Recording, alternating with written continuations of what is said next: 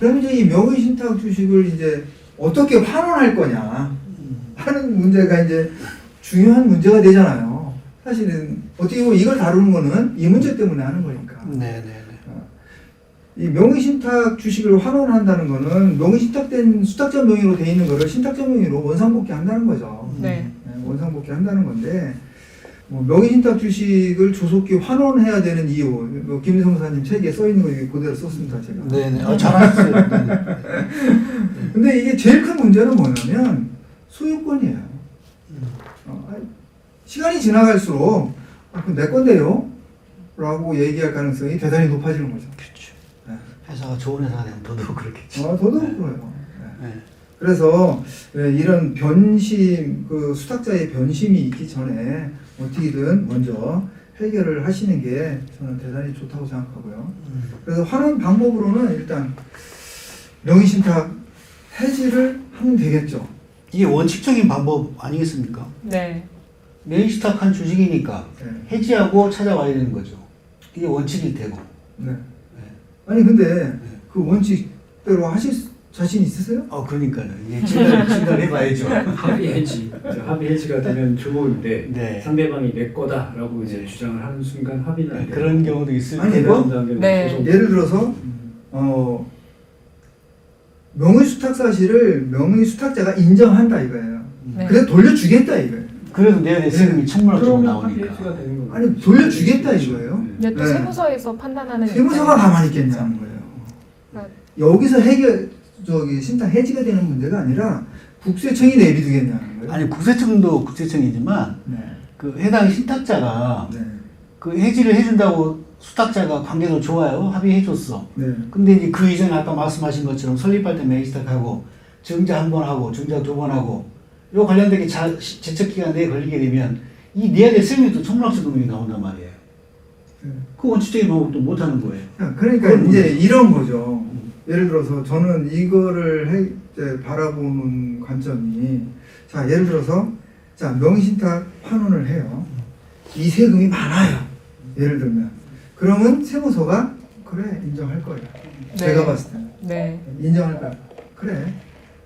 근데 명의신탁을 해지를 해서 갖고 왔는데 납부세액이 없네요. 세무서가 인정하겠냐 이거예요. 이거를. 그렇죠. 그렇죠. 네. 생각이 안 하는 게 문제인 거예요. 저희가 주장하는 바에 항상 반대로 주장하는 반대로 거죠. 주장하는 네. 거래적 기간 지난 경우에 네. 네. 세금이 이거는 정말 어려워요. 세무서 절대로 가만 안 있어요. 자, 이제 그러면 이제 그게 무섭잖아요. 명의신탁 해지 뭐 예를 들어서 뭐 소송을 하든 뭐 하든 뭐 예를 들어서 명의신탁을 했었던 명백한 증거가 있으면 쉽죠. 아니 그러면 누가 속 썩겠어요? 근데 1997년에 금융자료를 찾아오실 수 있는 분 찾아오세요. 드물어요. 네? 그러면 이제 다른 방법은 이제 그렇게 하면 해야 될 거 아니에요? 예를 들어서 이제 97년 거를 지금 환원하고 그 사이에 사건이 없었다면 세금은 없겠죠. 환원만 하면 되잖아요. 그러면 세무서는 그게 왜 명의신탁이야? 아니 인정 못해. 그 순간 이건 증여 문제가 되잖아요. 그렇죠. 실제 소송 케이스. 네. 직접적으로 바로 증여 문제가 돼서 이게 세금이 천문학적인 숫자가 나오잖아요. 네. 이제 이게 납세자는 두려운 거예요. 무섭잖아요. 그래서 이제 다른 방법으로 합니다. 다른 방법. 결국은 네. 명의신탁 해지하는 영역 관련된 거는 고난이도의 의사결정 네, 맞아요. 플랜이네요. 네. 네. 그래서 이제 예를 들면 그게 무서워서 다른 방법을 선택하면 이제 국세청은 또 주장하는 거예요. 이건 명의신탁 같은데. 그렇죠. 이거 명의신탁 아니야? 라고 문제를 삼는 거예요. 요새는 특수관계인이 없는 사이에서 액면가 거래를 하면 1차적으로 이런 명의신탁 관계가 있었다고 의뢰를 하고 전화가 오더라고요. 이거 혹시 둘이 특수관계도 아닌데 왜 액면가 거래를 했어? 이거 명의신탁 아니야? 라고 오히려 요구를 하더라고요. 맞아요. 네. 그러니까는 그 거래에서 사실은 명의신탁이라고 걸면 그 약정 유구는 아까 말씀드린 대로 묵시적인 걸로 정황 증거로 입증을 해서 되든 안 되든 과세해놓고 법원으로 보내버리면 법원에서 납세자가 그러한 합의가 없었다. 그리고 조세회피 의사가 없었다라는 것을 입증하는 거 만만하지 않아요. 절대 어렵습니다. 그러니까는 이게 무서운 거예요.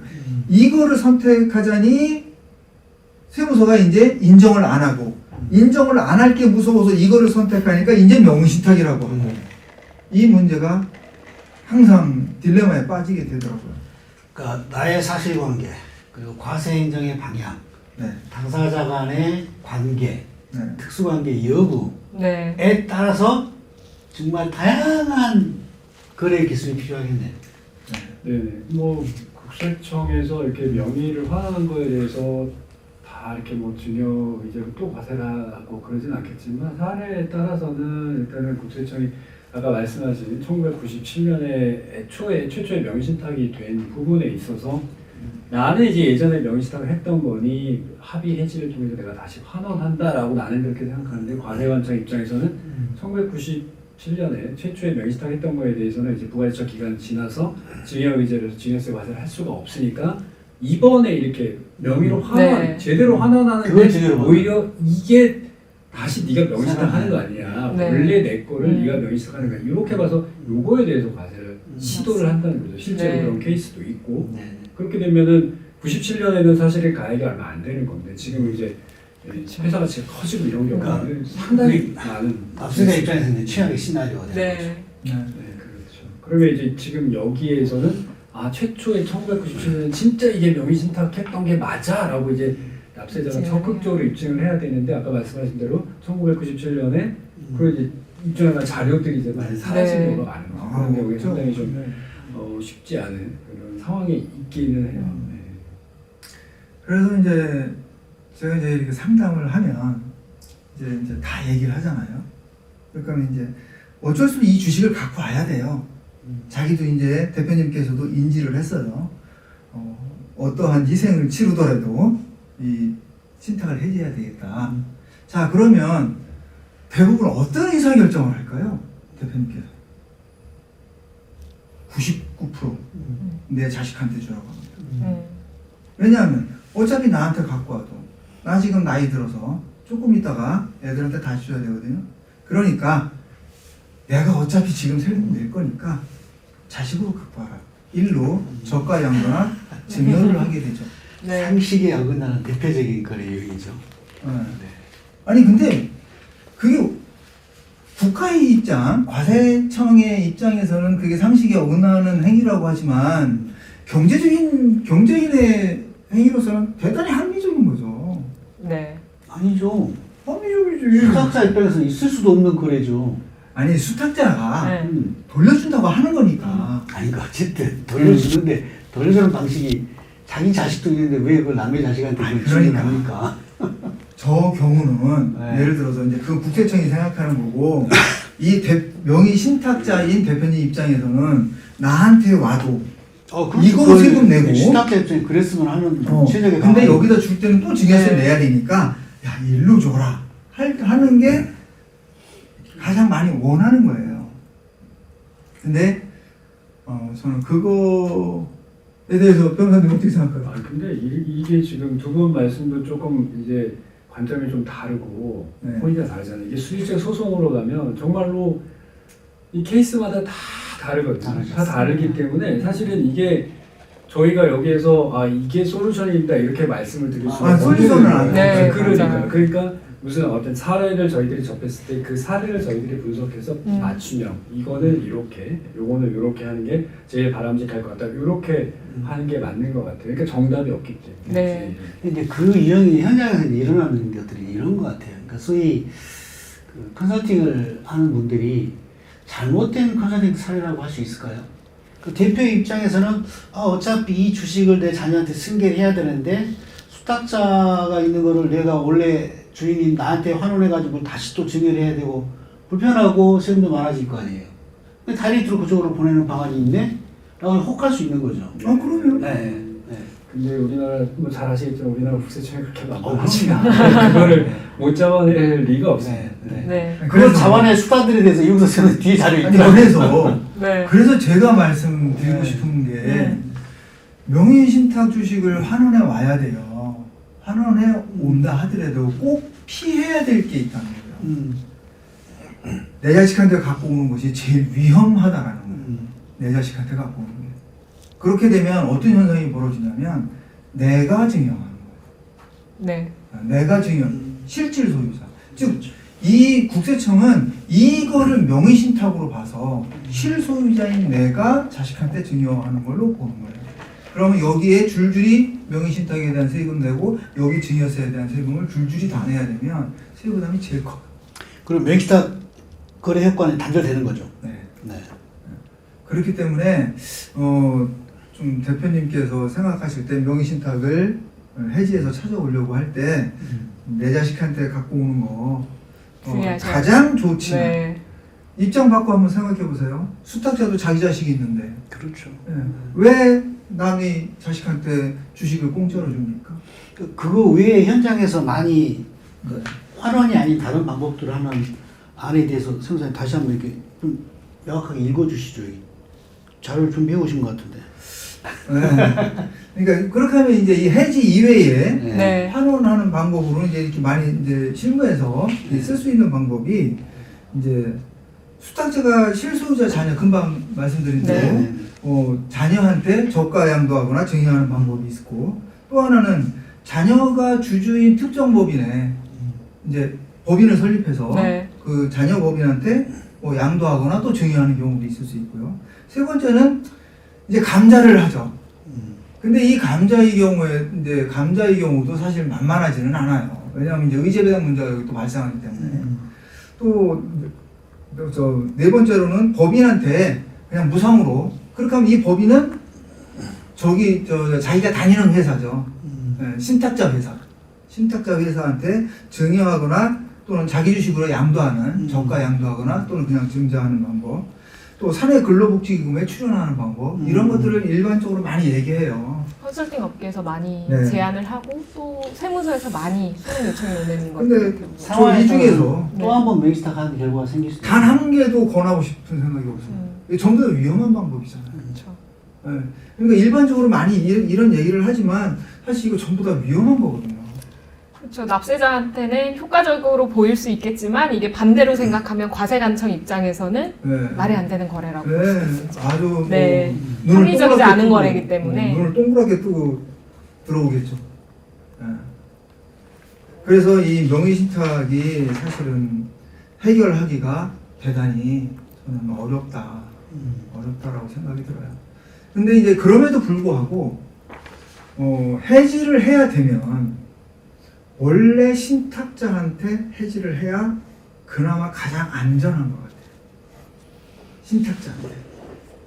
그렇죠. 또 한 번 명의신탁 하는 효과는 일단은 네, 그러니까 이거 한 번만 과세를 하든 네. 옛날 거를 과세하든 한 번만 과세하게 되는데 이거를 다르게 갖고 가게 되면 이중으로 과세하는 경우가 잘 나올 수 있거든요. 네. 그래서 신탁자한테 환원을 하는 게 가장 그나마 여기서 어떠한 리스크를 갖고 세금을 부담하더라도 가장 안전한 방법이고요. 그 해지 외의 방법 여러 가지 말씀 주셨잖아요. 근데 네. 이 감사하는 방법이 네. 이게 다른 방법들은 그 다른 거래가 또 한 번 명의신탁 효과가 생길 수 있는 네. 리스크 있는 거래인데 감사하는 방법이라고 하면 그 의제배당 관련된 소득세를 내가 부담할 수 있다고 하면 네. 명의신탁 효과도 단절하면서 그 문제가 될 수 있고 완전히 없애버리는 그런 안이 될 수도 있긴 하겠네요.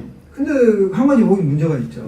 그러니까 왜냐면 감자대금을 절로 이제 수탁자한테 감자대금이 지급될 거 아니에요. 네네. 네. 그 돈을 수탁자한테 줄 교육적으로 거면은 뭐 고민할 일이 없겠지만 못 주겠죠. 주지 않. 네. 네. 그러니까 이것도 사실은 이게 다시 많이 달라진 돌아오면 거예요. 그 대가가 이제 규정이 됐어요. 자, 그럼 이거를 언제 빼올 거냐? 네, 그거 이것도 이제 상황에 따라서 그 다음날 바로 빼오면 너 이거 니게 아니지라고 하는 맞아요. 거고 또 오랫동안 두면 변심. 야 이거 니 건데 왜 안 쓰고 있어? 라고 또 주장을 하게 되는 거고 과세관청이. 아니 근데 그 예를 들어서 감자대금으로 한 10억을 줬어요. 그리고 수탁자 통장에 들어가 있어요. 근데 이제 금방 찾아오면 위험할 것 같아서 한 5년이 지났어요. 5년 동안 마음이 변하죠. 변하죠. 주식 명의를 아니, 빌려준 거는 마음이 안 변할 수도 있을 것 같은데 돈인데. 돈이 들어가 있으면은 마음이 변할 그게 수밖에 없겠네요.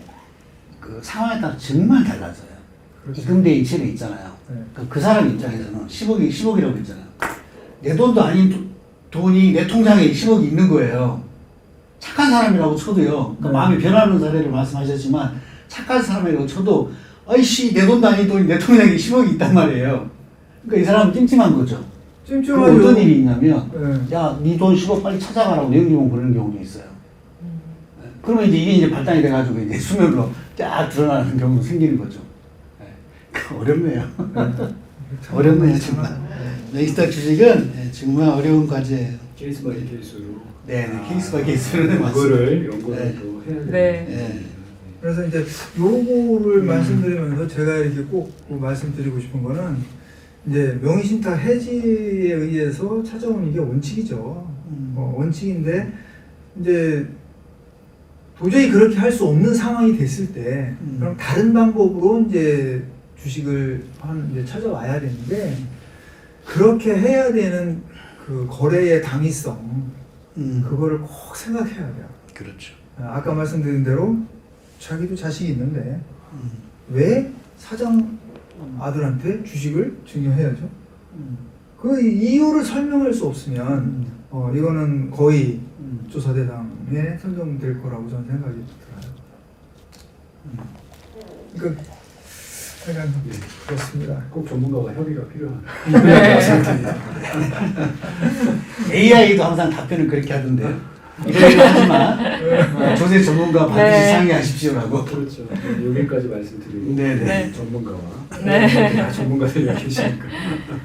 그리고 이제 또 상담하다 보면 많이 묻는 게 명의신탁 주식 환원할 때 소송이 꼭 필요한가? 많이들 물어보십니다, 실제로. 변호사님의 의견은 어떠세요? 아니 뭐 소송에 의해서 법원이 누구 거다라고 인정을 해주면 사실 그 국세청에서 그거를 부인하기는 어렵죠. 실제로 조사를 하다가도 이거는 명의신탁 주식입니다라고 만약에 납세자가 피조사진사 그런 식으로 말을 한다면 조사관이 오히려 그러면 그거를 가서 소송해 와라. 그 결과를 보고 우리 조사. 맞아요. 그렇게 하는 하는 경우도 경우도 있어요. 네. 근데 요거는 이제 사실 이제 지방세의 문제 때문에 제 책에 제가 넣어놓은 건데, 그렇죠? 설명해 보시겠어요? 아니 근데 저는 네. 아니 난 오히려 이제 이거는 변호사님한테 좀 여쭤보고 싶어요. 왜 그러냐면 명의신탁은요 대부분 아무런 증거가 없어요. 아무런 증거가 없어요. 대부분. 자 그러면 지금 내가 저 주식을 찾아와야 되는데 민사소송 명의신탁 환원 소송을 제기를 해요. 제기를 해서 예를 들어서 이제 무변론으로 끝나는 경우는 저는 증거력이 상당히 좀 떨어진다고는 생각해요. 왜냐면 기존 증거도 없는데 네. 예를 들어서 기존 증거가 어느 정도 있는 상태에서 이 무변론 판결문이 들어가는 경우에는 도움이 될 수 있겠죠. 근데 다른 명시적인 증거가 없단 말이에요. 자, 그 경우에 이제 내가 이거를 소송을 하려고 하면 예를 들어서 이제 둘 다 법정에서 치열하게 다 주장을 해요. 변론에서 증거도 제출하고 뭐하고. 근데 그 증거라는 것이 어떻게 보면 이제 뭐 상대방과의 통화 내용, 뭐 문자 내용, 그것도 뭐 20년 전, 30년 전 게 아니고 최근 거, 또는 1년 전 거, 길어야 2년 전 거. 왜냐하면 그거 이외에 더 이상은 만들 수 없을 거잖아요. 그런 뭐 통화 기록이나 이메일이나 뭐 이런 거를 갖고 뭐 법정에서 다 어떤 그 변론 과정에서 증거 자료를 제출해서 이게 명의신탁이 맞다라고 판결을 했어요. 과연 그거를 국세청이 인정해야 될지는 난 사실 제가 우리 변호사님한테 좀 근데 법원 판결이니까요. 법원 판결 인정. 양쪽이 이제 줘야 되죠.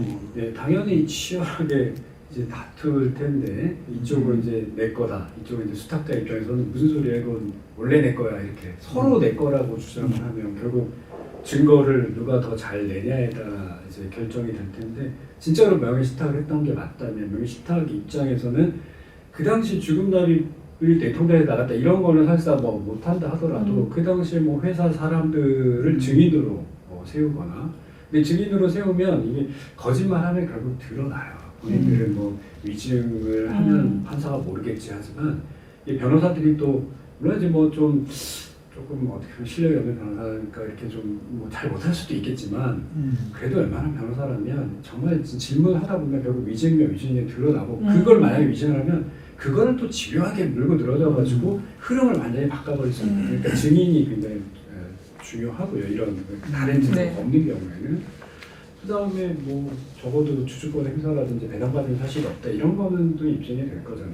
그래서 그런 측면에서 만약에 어느 쪽이 이긴다라고 하면 그 판결 또 이제 증거 중에 하나가 잠깐만 제가 최근에 했던 것 중에 하나는 이제 상대방을 만나가지고 아니 이거 그때 명시타인 이런 대화를 이제 녹음을 한 거야. 근데 민사는 이제 자기의 목소리가 들어가면 상대방이 모르게 녹음을 이건 증거로 쓸 수가 있거든요.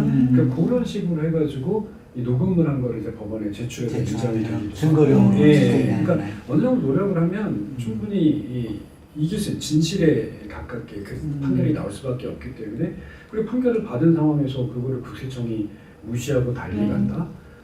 그러면 납세자가 만약 조사 과정에서 그렇게 된다 하더라도 불복을 하겠죠. 그렇죠. 네. 불복하면 그것도 네. 법원 갈 테고. 네, 결국 법원에서 법원 판결에 의한 건데 이거를 국세청이 따르지 않고 니네가 과세해서 그건 보다 취소할 수가 없겠죠. 아니 대한민국 법원에서 판결한 내용인데. 그래서 제가 이거를 변호사님한테 그걸 강조하고 듣고 싶었던 거죠. 네. 이게 왜 그러냐면 네. 제가 상담하는 대부분의 사례에서 명의신탁 증거를 갖고 저한테 오신 분은 한 번도 못 봤어요. 왜냐하면 그 자체가 맞아요. 오랜 세월이고 네. 그때에 이 문서를 작성한 거 한 100기업 아니면 없어요. 일반 우리 중소기업에서. 그러면 저한테 명의신탁을 갖고 오는 분들이 증거 자료는 아무것도 없어요. 그 이제 과연 그랬을 때 증거가 없을 때 내가 그러면은 할 수 있는 방법이 뭔가? 그러면 저 이제 제가 이제 지금 변호사님 말씀처럼 제가 이제 이렇게 생각했던 게 뭐냐면 차라리 법정에서 그러한 증거를 적극적으로 주장해서 그 법정에서 제출된 증거 자료를 기초로 이거를 세무서로 갖고 가는 게 네. 좀 합리적인 방법이 아닌가. 아무런 증거가 없는 상태니까 지금.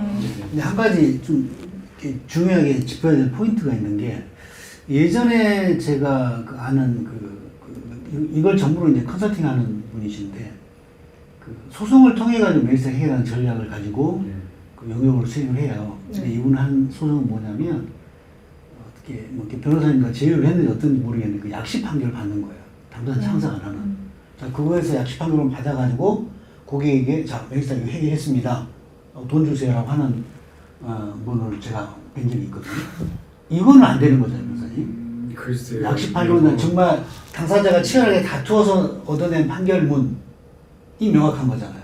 그렇죠. 아무래도 그냥 양자간에 뭔가 짜고 치는 소송이 아닌데. 그런 거일 수도 있기 때문에 그러니까 이게 정말로 치열하게 다퉜다라는 것도 좀 보여주는 게 아무래도 조금 더 쉽게 갈 수 있을 것 같아요. 근데 그런 사례를 제가 봐서 그 대표님들은 보면 법원에서 판결문을 받아왔는데 이것만 보는 거예요. 네. 이게 판결의 내용이 이제 피튀기게 싸워서 한 소송인 건지 그냥 약식 판결로 해서 그냥 한 200만 원 주고 그냥 받아온 판결문인지 이거 납세자는 모르거든요. 네. 그 포인트 확인해야 됩니다. 근데 우리는 알잖아요. 세무서가 인정 안 한다는 거. 그럼요. 그리고 요새는 특히 간주취득세 이슈가 있는 그런 지자체에서 더더욱이 그런 거는 인정을 잘 안 하는 추세라고. 아니 간주취득세는 낼 수 있어요. 솔직한 얘기로 큰 공장 뭐 이런 거 아니면 네. 좋아 낸다고 그 정도는. 근데 이 주식 찾아오는 거는 그것보다 그쵸. 훨씬 더 중요한 문제가 되는 경우가 많잖아요. 근데 네. 말씀하세요. 네, 실무적으로도 여기저기 돌아다녀 보면 컨설팅 업체에서 이미 받았다라고 해서 서류를 보면 그렇게 무변론 판결로 그냥 간단하게 끝낸 케이스들이 사실 대부분이긴 합니다. 아니 근데 네. 그거를 갖고 세무서에 가서 명의신탁 환원으로 해서 세금 안 내고 끝난 경우가 있냐고요.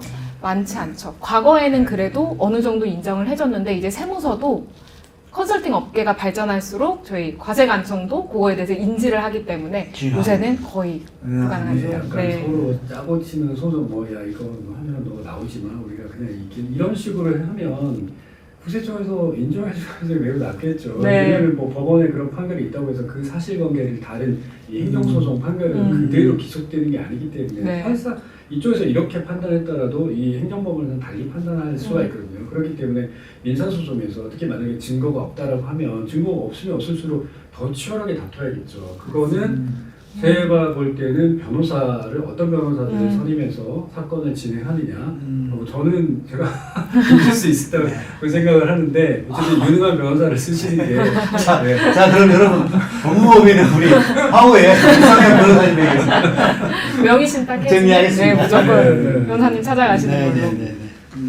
다음으로는 이제 뭐 이거를 안 쓸 수는 없으니까 명의신탁 주식 환원 간소화 제도가 있거든요.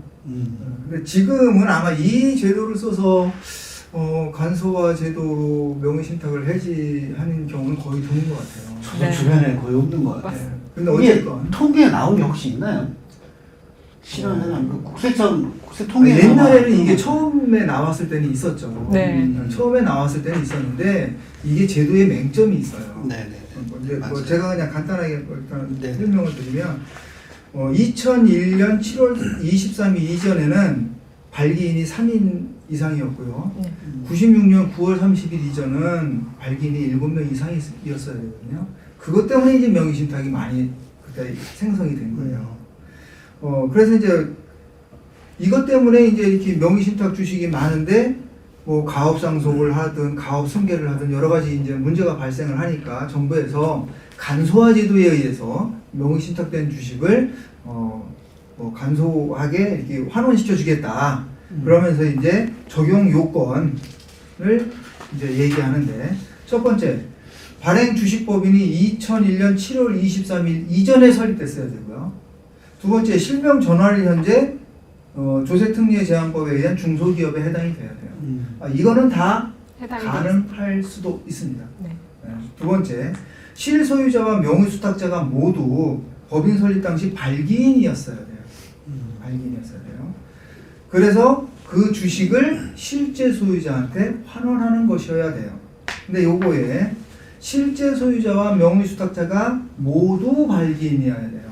그러면 이제 여기서 이제 조금 다른 게 첫째, 명의신탁자가 발기인으로 안 들어가는 경우도 많아요.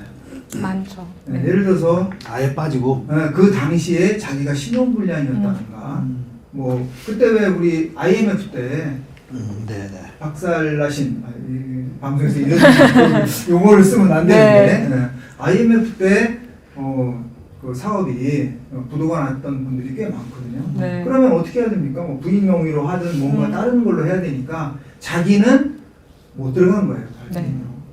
그 경우에는 해당이 안 됩니다. 두 번째는 발기인으로 들어가야 되는데 감사로 들어가는 경우가 또 있어요. 감사는 발기인이 아니에요. 그래서 안 돼요. 신청 자체가 안 되는 거예요. 이것도 검토하셔야 되고. 세 번째는 이 설립 당시 명의신탁 중에 법인 설립 후에 균등증자한 것까지는 포함이 돼요. 근데 균등증자를 안 하고 불균등증자를 했으면 또 안 돼요. 네. 그래서 이 조건을 지켜야 되고 이 조건에 해당이 되는 경우에만 되고요. 처음에는 A라는 사람한테 발기인이고 명의수탁을 했어요. 근데 그 사람이 직원이었는데 나가게 되죠. 퇴사를 해서 다른 사람으로 바꿨어요. 그 경우는 됩니다. 네. 그때 거에 대해서는 또 명의신탁에 대한 증여세를 또 부담하는 거는 뭐 또 변론이고 그런 것들은 되고요. 근데 이 제도를 사용해서 요건에 해당이 되면 해준다고 하는데 중요한 문제가 하나 있어요. 아시다시피 신청을 했어요. 네. 그게 그 신청할 때에 주권을 명의개설을 해서 들어가야 돼요. 근데 명의개설을 해서 들어갔는데 명의신탁이 아닌 것 같아요 라고 하게 되면 그때 이 주식 명의개설가 됐잖아요. 거액의 증여세가 추징되는 거예요. 이 위험이 여기 있어요. 두 번째는 그래서 이제 어떻게 하냐면 명의개설을 이제 다 해서 바로 신고를 하죠. 그래갖고 3개월 내에 결정을 해달라고 하죠. 왜냐하면 3개월 내에는 원상복귀하면 증여세 과세를 안 하니까. 근데 세무서가 3개월 내에 결정을 안 해요. 이제 빼도 박도 못해요. 그래서 도저히 안 될 것 같아서 이제 이제 3개월 이틀 전에 차라리 취하를 해옵니다. 취하를 해와요. 그러면 이제 과세자료 통보가 해요. 여기 아무래도 이상하다고 세무조사하라고. 그러니까는 이 간소화 제도를 이 국민이 편하게 이용할 수 있게 해줘야 되는데 너무나 많은 커다란 위험을 짊어지게 만들어요. 그래서 이거를 신청하는 것이 과연 효용성이 있는가? 그러니까 이것도 사실은 좀 의문이에요. 중소기업 유관 뭐 상공회사 이런 단체에서 몇 년만 요청해가지고 이것도 만들어진 제도거든요. 네, 맞아요. 그런 맹점이 있는 거죠. 네. 그리고 처음에 그 2005년인가 2006년인가 만들어질 때는 그래도 이제 또 이게 2001년 그 이전하고 이게 차이가 얼마 안 났으니까 그래도 어느 정도 그때는 됐었어요. 근데 지금은 이 제도를 이용하는 게 아마 제가 청주세무서에 확인한 바로는 청주세무서에 한 번도 해본 적이 없더라고요. 통계가 없는 게 아니라 신청이 없어서 그러네요. 통계가 안 네. 나오는 거예요. 그렇죠. 네. 신청할 수가 없는 거예요. 위험이 너무 커요. 납세자 입장에서는 리스크가 크다 보니까 이거를 할 네. 이유가 크게 없게. 네. 근데 이제 상담하거나 뭐 하는 건데 할 때 뭐 요건에 해당되면 무조건 된다라고 이렇게 얘기하시는데 생각보다 쉽지 않습니다. 네. 그리고 이제 또 하나 또 말씀드려야 될 게 왜 차명주식 통합 분석 시스템이 있거든요. 네. 아 이거 무서워요. 이거 무서워요. 그러니까 이제 국회청이 그 NTIS에서 명의신탁 주식을 쉽게 찾아내고 검증하는 차명주식 통합 분석 시스템을 구축해갖고 2016년부터 또 운영하고 있거든요. 네. 그래서 지금은 사실 옛날의 세무조사는 확 나와서 왜 매출 누락 잡고 뭐 하는 것들이 주된 세무조사 내용이었는데 반해서 요새는 왜 불시에 급습하고 이런 세무조사 거의 없어요. 그리고 매출 뭐 누락 잡고 뭐 이런 거 뭐 사실 대부분 금융자료로 하고 근데 사실은 더 무서운 게 주식조사예요. 주식조사가 훨씬 더 세금 추징하기가 좋고 거액의 세금이 추징돼요. 네. 그래서 이 주식에 대해서는 좀 이제 대표님들께서도 충분히 그 경각심을 갖고 대처를 하셔야 될 것 같아요. 신중한 의사결정이 필요한 거죠. 네. 어떻게 요거에 대해서 한번 뭐 경험해 보신 거 혹시 있어요? 이게 다양한 형태로 소명문이 오는데 실제 이 통계치 보면 4, 5년 주기로 이렇게 일제적으로 하듯이 이루어지는 것 같아요. 근데 이게 매년 한 4,500건씩 조사가 이루어지는 것 같아요. 매년. 그래서 이거를 우리가 의사결정할 때 사실 제일 중요한 게 국세청의 방향이잖아요. 네. 이거를 고려하지 않으면 안 될 것 같아요. 여러 가지 앞에서 사례에서처럼 여러 가지 의사결정 포인트가 있지만 이런 것도 이제 돌고 있다는. 그러니까 함부로 상식에 어긋나는 거래를 그리면 이게 바로 여기서 포착될 수 있다. 이거 네. 좀 우리 납세자분들이 명심해야 되지 않을까 싶긴 하네요.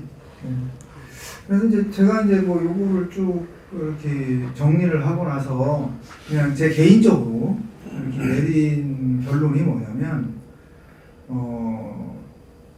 명의신탁 해지 자체를 가지고 뭐 간소화 제도나 이런 것들을 이용할 수 있는 업체는 지금 거의 없는 것 같고요. 그렇게 하려면 이제 결국 이제 두 가지 방법 중에 하나는 명의신탁 해지를 해서 찾아오는 그런 방법이 하나 있을 수 있고 또 하나는 이제 자기 자녀든 뭐든 따르는 우회적인 방법을 통해서 명의신탁 주식을 찾아와야 되는데 제가 내린 좀 이렇게 그게 옳겠다 이게 정답은 아니지만 하는 거는 뭐냐면 신탁자의 자손한테 저가 양도나 증여하는 거는 피해야 될 것 같고 가장 위험할 것 같아요. 네. 두 번째는 이제 명의신탁을 해지해서 신탁자 본인한테 갖고 오는 게 가장 그래도 리스크가 적은데 개인적인 생각으로는 어차피 이게 증거가 없거든요. 네. 명의신탁 해지 소송을 적극적으로 잘 활용하는 게 가장 좋을 것 같아요. 네.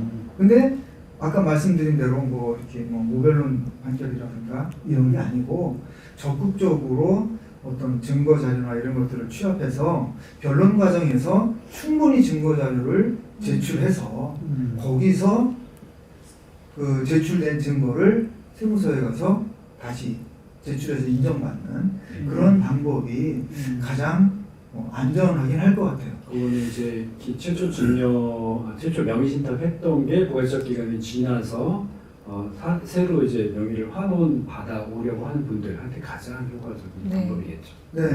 근데 이제 중간에 또 이렇게 주식이 이동이 된 경우도 많잖아요. 네. 예를 들어 중간에 뭐 사망했다거나 뭐 증거. 그럼 이 세액 계산을 해보고서라도 명의신탁을 찾아올 수 있는 방법은 차라리 이때에 대한 세금은 지금 납부를 한다 하더라도 왜냐하면 이게 예를 들어서 10년 전이면 지금 주가보다는 10년 전 주가가 훨씬 낮거든요. 그러면 이 처음 거는 뭐 제적 기간이 지났으니까 안 낸다 하더라도 그러면 10년 전에 어떤 상속이 있었든 또는 뭐 수탁자의 변경이 있었든 이렇다 하더라도 이때의 세금을 물더라도 적극적인 변론 과정을 통해서 재판 과정을 통해서 해지로 찾아오는 게 가장 합리적이지 않을까. 네. 저는 한 가지 더 짚고 싶은 게 그러니까 어떠한 방법으로 해결할 건가. 이 방법론적인 선택도 매우 중요한데요. 이 영역은 정말 고난이도 의사결정이 필요한 거잖아요. 네. 네, 상황에 따라서 사실관계에 따라서 워낙 해결 방법이 달라지기 때문에 방법론적인 것도 중요하지만 저는 타임 스케줄 관리도 매우 중요한 것 같아요. 이 영역을 어떤 영역에 착수하는 그 시점에 2, 3주에 어떤 거래를 하나를 동원해가지고 이걸 해결한다? 이거 거의 불가능하거든요. 네. 상황에 따라서는 6개월 뒤에 1차 거래, 1년 뒤에 또 뭐 2차 거래, 무슨 몇 년이 어떤 걸릴 수도 있는 그런 영역이기 때문에 우리 납세자분들께서 어떤 뭐 외부의 그런 컨설팅 기관을 통해 가지고 뭐 한 달 안에 이걸 해결해 주겠습니다라고 하는데 현업 내지는 뭐 이런 어떤 그 해결책은 리스크가 상당히 있을 수 있다. 네. 그래서 시간적인 간격을 두고 사후 관리까지 책임질 수 있는 그런 어떤 전문가랑 협의를 하시는 게 맞지 않나. 네. 저도 마지막 첨언을 네. 이렇게 드리고 싶습니다. 사실 얼마 전에 어떤 업체가 이걸로 인해서 세무서에서 세금을 받고 나서 우리는 컨설팅 업체에서 이 만들어둔 이 서류 그대로 했고 이거 문제가 전혀 없다고 얘기를 들었다라고 하는데 거기도 한 15년 이상 거의 한 17년 정도 차명 주식을 들고 있던 업체인데 요거를 한 달 안에 중간 배당 한번 실시하고 무변론 판결로 받은 걸로 세무서에 소명 요청을 하면 이거는 누가 봐도, 그러니까 납세자 입장에서는 이게 짧은 한 15년 이상 만들어졌던 차명 주식을 한 달 안에 해결할 수 있는 거는 사실 우리는 컨설팅 업체가 능력이 좋아서 이렇게 해결이 가능합니다 라는 말에 현혹이 되시면 안 될 것 같아요. 세무서 입장에서 봤을 때 너무 이렇게 단기간 안에 급하게 배당을 지급하고 그거를 돈을 돌려받는 행위를 한다든지 무변론 판결을 받아서 그것만 첨부한다고 해서 요새 세무서 크게 인정해주지 않습니다. 스토리가 네. 약하죠. 그거는. 네. 하죠. 제가 오늘 준비한 내용은 여기까지입니다. 마지막 선생님 매진말 따로 뭐 어필하실 만한. 아까 뭐 다 했는데 네. 저는 그러니까 이 명의신탁 주식을 해지하는 거는 두 가지 방법이 가장 크게 있다고 생각하고요. 하나는 이제 명의신탁 해지 소송을 통해서 찾아오는 게 좋다. 근데 그 언론의 과정을 결코 짧게 가지 말고 네. 치열하게 증거 자료를 법정에서 제출해라. 세무서에 제출할 자료를 네. 그렇게 해서 찾아오는 게 첫 번째 좋을 것 같고 두 번째는 거래의 당위성이 중요한데 예를 들어서 수탁자가 신탁자의 대표이사의 자녀한테 증여하거나 저가하는 행위는 그거는 가장 위험하다. 그거는 좀 피했으면 좋겠다. 네, 맞습니다. 요거도 네. 결론을 그리고 저는 선생님 개인적으로 네. 오늘 유성현 변호사님 참석하셔가지고 네. 오늘 토론이 한층 더 지금 높아지지 않았나. 네. 앞으로 자주 바쁘시더라도 자주 참석해 주시면 좋을 것 같습니다. 제가 네. 뭐 많은 소송, 이런 세금과 관련된 소송을 다루고 있으니까 예, 예. 네. 소송하면서 나오는 그런 부분들을 많이 말씀을 드리도록 하겠습니다. 네. 알겠습니다. 박수로 여기까지 고맙습니다. 네. 수고하셨습니다. 네.